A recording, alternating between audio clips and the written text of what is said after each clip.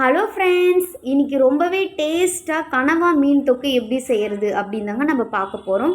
அதுக்கு நம்ம ஒரு மசாலா ரெடி பண்ணிக்கணும். இப்போ கேஸ் ஆன் பண்ணி ஒரு வானலில் எண்ணெய் ஊற்றி எண்ணெய் லைட்டாக காஞ்சா போதும். கூடவே கடுகு, மிளகு, சோம்பு, வெந்தயம், கொஞ்சமாக சீரகம்,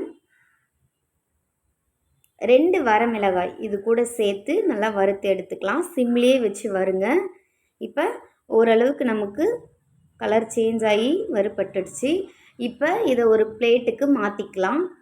மாற்றிட்டு அதே வானலில் இன்னும் கொஞ்சம் எண்ணெய் சேர்த்து ஆட் பண்ணிக்கோங்க. எண்ணெய் ஊற்றி எண்ணெய் நல்லா காஞ்சதும் கூடவே கடுகு ஆட் பண்ணிக்கோங்க.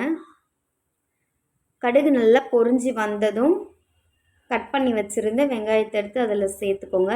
இப்போ வெங்காயம் நல்லா கோல்டன் கலர் வரணும், அது வதங்கட்டும். அதுக்குள்ளே நம்ம வறுத்து வச்சுருந்த அந்த மசாலாவை அரைச்சிக்கலாம் வாங்க.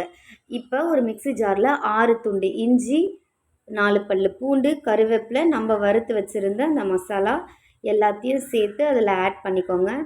ஆட் பண்ணி தண்ணி ஊற்றாமல் அரைச்சி எடுத்துக்கோங்க. அதுக்கப்புறமா தண்ணி சேர்த்து ஃபைன் பேஸ்ட்டாக அரைச்சி வச்சுக்கோங்க. இப்போ வெங்காயம் நமக்கு நல்லாவே வதங்கிடுச்சு. இப்போ இது கூட தக்காளி சேர்த்துக்கலாம். சேர்த்து நல்லா வதக்கி கொடுத்துக்கிட்டே இருங்க. இப்போ இது கூட தேவையான அளவு உப்பு சேர்த்து நல்லா வதக்கிக்கலாம். இது கூட ஒரு பச்சை மிளகாய் நான் கீறி வச்சுருக்கேன், அதையும் சேர்த்துக்கலாம். சேர்த்து நல்லா வதக்கிட்டு கொஞ்சமாக மஞ்சத்தூளை சேர்த்து ஆட் பண்ணிக்கலாம். இப்போ நல்லா வதங்கட்டும். ஓரளவு நமக்கு தக்காளி நல்லாவே வதங்கி வந்துடுச்சு. இது கூட நம்ம க்ளீன் பண்ணி வச்சுருந்த கனவாவை எடுத்து சேர்த்துக்கலாம். சேர்த்து நல்லா வதக்கி கொடுங்க. கனவா ஸ்க்விட் அப்படின்னுவாங்க இங்கிலீஷில். இப்போ நம்மளுடைய கனவா நல்லா சுருண்டு அதிலிருந்து தண்ணி வெளியே வரும்.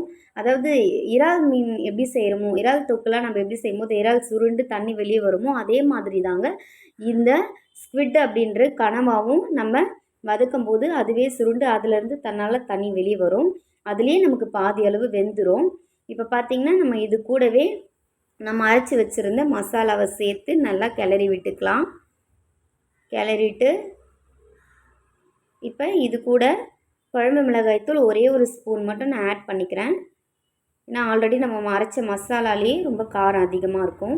இப்போ நல்லா கிளறி விட்டுக்கிட்டு இது கூடவே கருவேப்பிலை தூவிக்கிறேன். கருவேப்பிலை தூவி நல்லா கிளறி விட்டுக்கோங்க. இப்போ இன்னும் கொஞ்சம் நமக்கு ஸ்க்விட் வேகணும். ஸோ அதனால் நம்ம அது வேகிறதுக்காக கொஞ்சமாக தண்ணி ஆட் பண்ணிக்கலாம். ஏன்னா நம்ம போட்டிருக்க மசாலாவும் அந்த பச்சை ஸ்மெல்லாம் போய் நல்லா ஒரு ஃப்ளேவர் கொடுக்கணும். ஸோ அதனால் நம்ம கொஞ்சமாக தண்ணி ஊற்றி ஒரு 10 நிமிஷம் போல் மூடி போட்டு வேக வச்சிடலாம். இப்போ பார்த்திங்கன்னா நமக்கு நல்லாவே வெந்து வந்திருக்கு. தொக்கு கன்சிஸ்டன்சியில் வந்துடுச்சு. எப்படி இருக்குன்னு கமெண்ட்டில் ஷேர் பண்ணுங்கள். மறக்காமல் நம்ம சேனலை சப்ஸ்கிரைப் பண்ணிக்கோங்க.